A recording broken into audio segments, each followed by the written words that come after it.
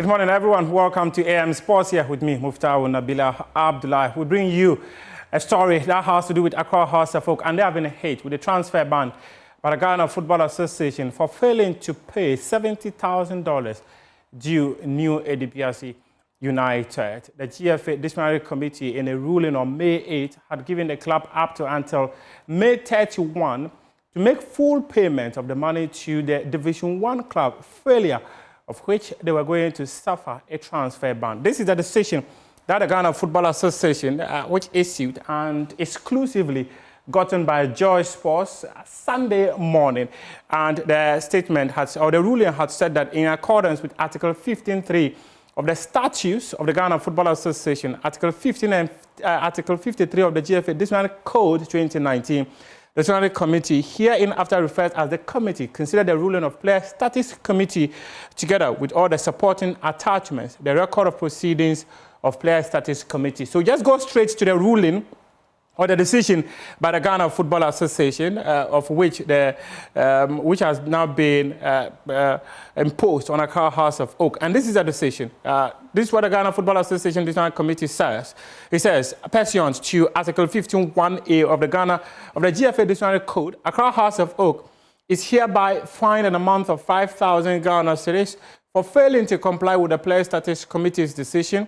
This fine is payable to the GFA upon receipt of this enforcement decision on or before May 21, 2025. It goes on to say that pursuant to Article 15.1b of the GFA Disciplinary Code, it says that Accra House of Oak is hereby, Accra House of Oak failing to pay the amounts, deadline full of payment of $70,000 to New ADPRC as per decision of the Player Status Committee on or before May 31, 2025. It also says that pursuant to Article 15.1c of the GFA Disciplinary Code, failing to pay the amount stated in Decision 1 and 2, the club shall suffer a transfer ban, both domestic and international, until full payment of the amount.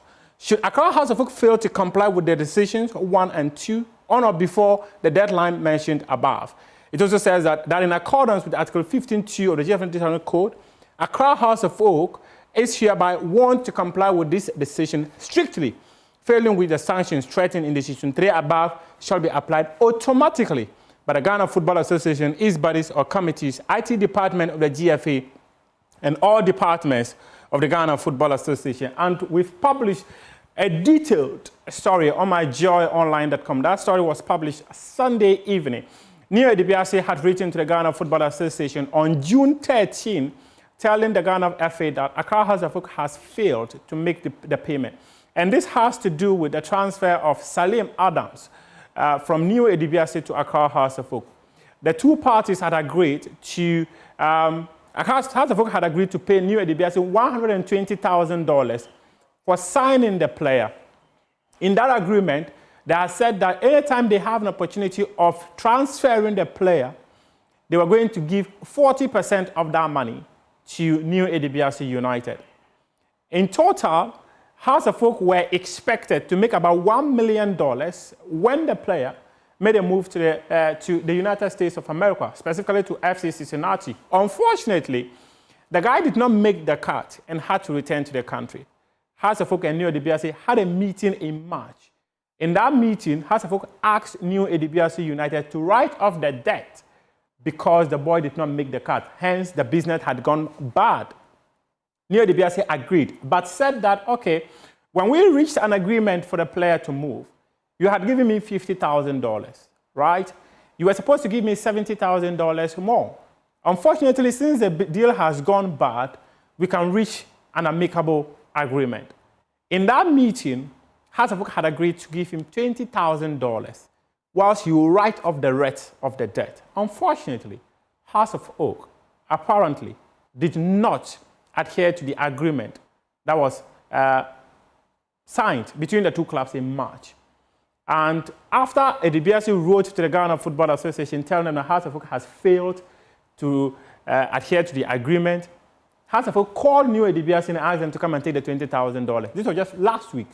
ADPRC says, we reached an agreement in March, you failed to adhere, we are not taking the $20,000 anymore, we want $70,000 instead.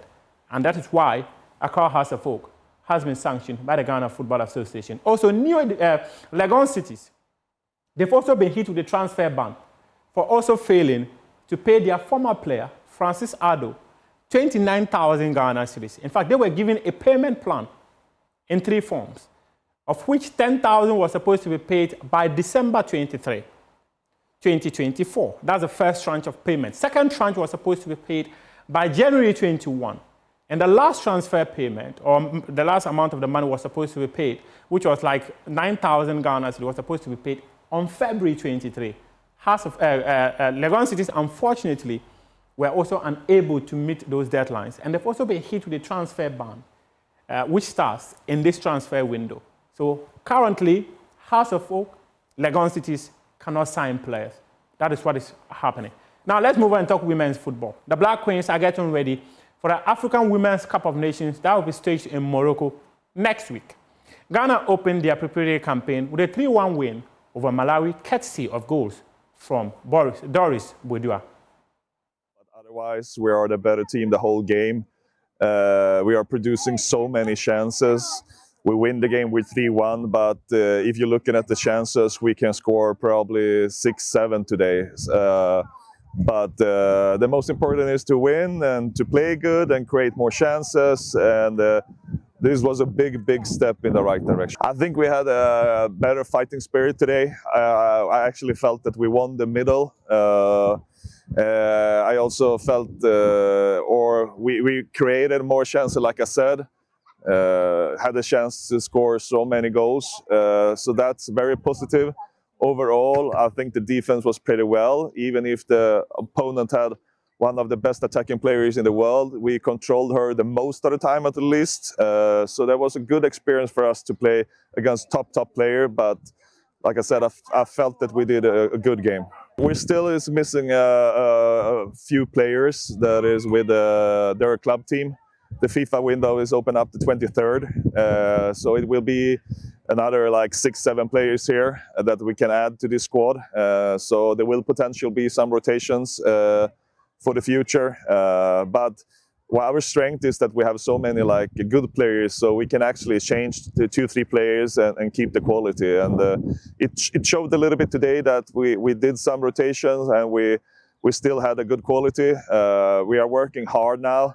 And you can see like the time we are spending together right now is actually really helping us. And it's the first time for me as a coach that I can spend so much time with this group. And the performance today, it was the best one so far that we have played, I would say, together maybe with the Morocco game. A little over 24 years ago, about 126 football fans lost their lives when they went to the Accra Sports Stadium to watch a Ghana Premier League match between House of Oak and Asante Kotoko.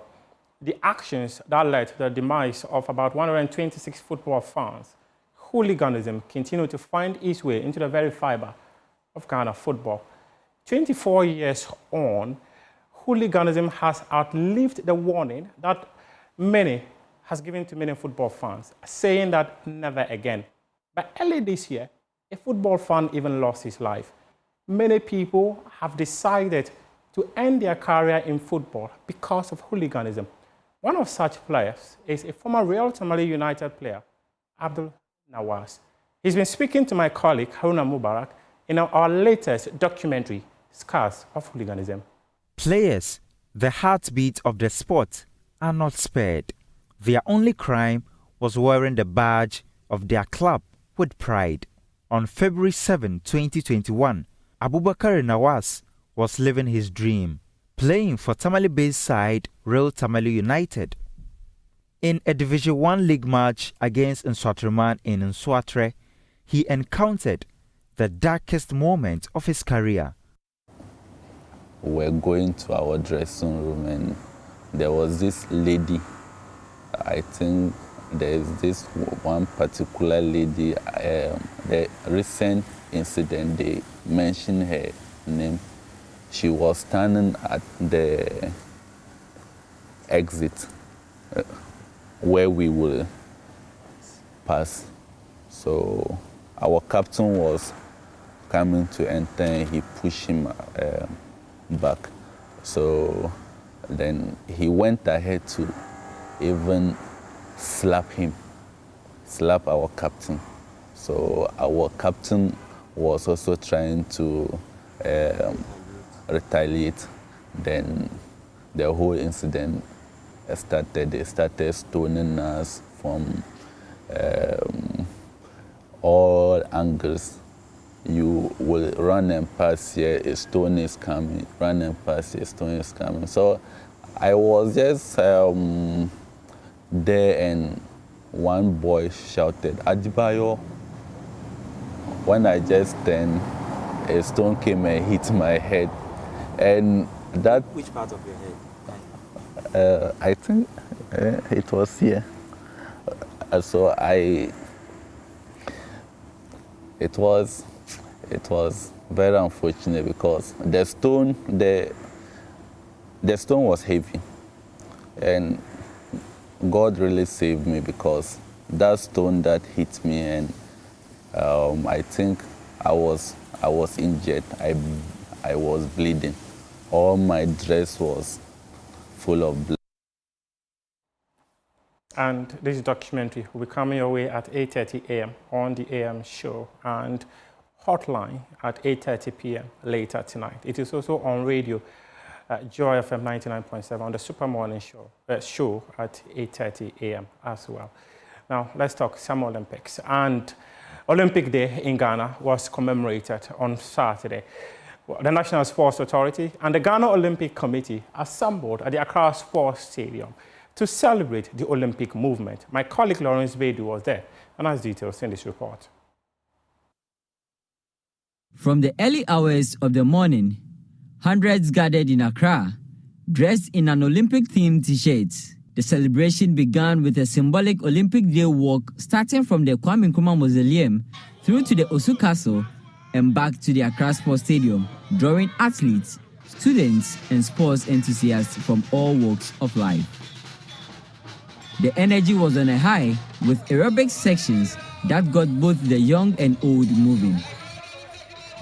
It wasn't just about exercise, it was about unity, inspiration, and inclusion, which are the core values of the Olympic movement. The Ghana Olympic Committee president explained the importance of marking the celebration. Oh, it's an important day for the Olympic movement because we are celebrating Olympic Day. It's a global event for all countries. So it's important for us to let the people of Ghana, especially the young people, know about the Olympic movement and what it stands for. So it's a very important day for us. So the Olympic movement was formed on the 23rd of June 1824. So for us to commemorate is just to give the spirit of Olympism, which commemorates the respect, the activity in sports, bringing people to know what sports is about, friendship and respect.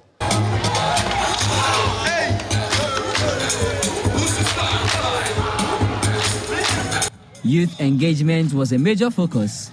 Attendees had the opportunity to interact with national athletes, fostering inspiration and future dreams. The National Sports Authority Director General, Yao Ampofu Ankra, reiterated his role in the commemoration of the day.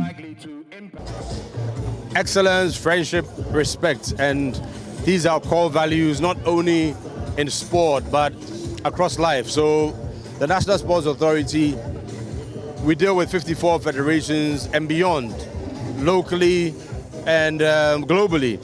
So the tenets of the Olympic Day is very important, and it helps us to also execute our mandate. And it's natural that we're here to show solidarity, not just with the Ghana Olympic Committee, but all the sports federations and associations. So it's very vital that we show our presence with all the executives and members here. As the event wrapped up, the message was clear. The Olympic spirit is alive in Ghana. The Ghana Olympic Committee was satisfied with the turnout for the celebration. Very satisfied because over the last couple of years, we haven't had this event for some time now. So it's something new that this administration is bringing back. And so we are happy with the first attempt because we came to office only beginning of May. So, and this is already something we are doing. So next year will be bigger and better so that we'll get more people involved in what Olympic movement stands for. Throughout the walk, the Ghana Supporters Union were with the participants, thrilling them with a musical interlude.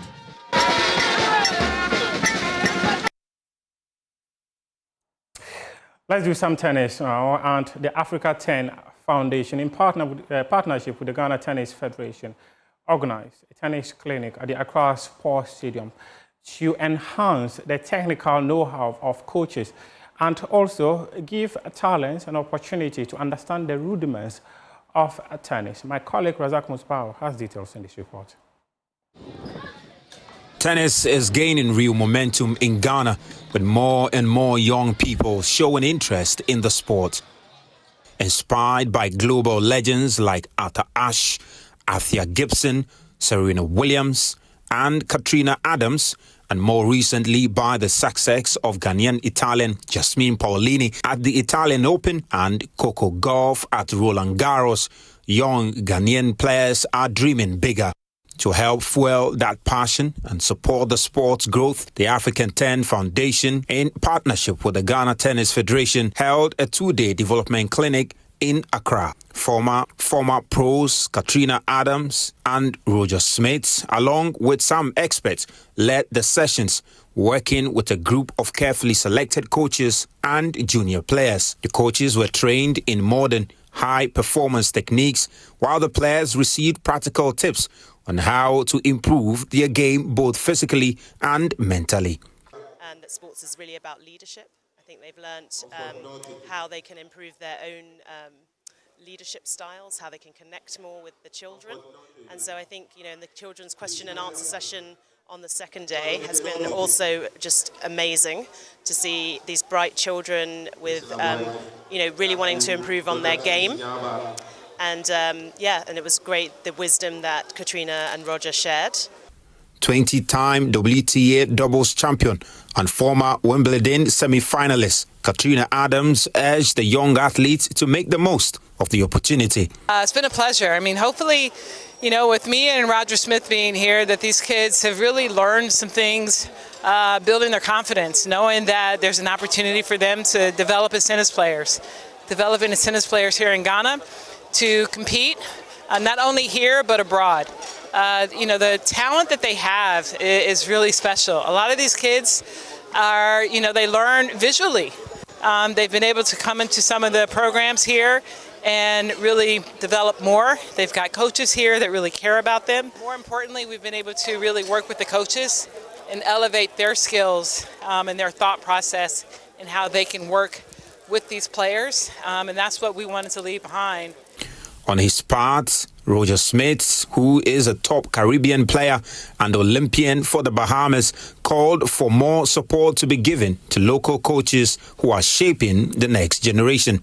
If you want to get the coaches to fully commit to development and increase their education of development, they're going to need some help. That's the number one thing I got from the coaches. They need help. They're doing it on their own right now, and they're doing a hell of a job. So if there's any way for them to get some kind of some money to help them along the way.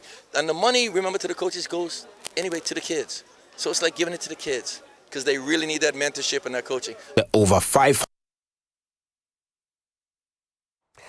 That is your sports. For now, we'll have more sports stories on myjoyonline.com. And also do not forget, today we bring you Scars of Hooliganism, the nemesis that has left Ghana football, what many have described as a carcass. And that documentary was put together by my colleague, Haruna Obarak. We appreciate your company. The newspaper review comes your way up next.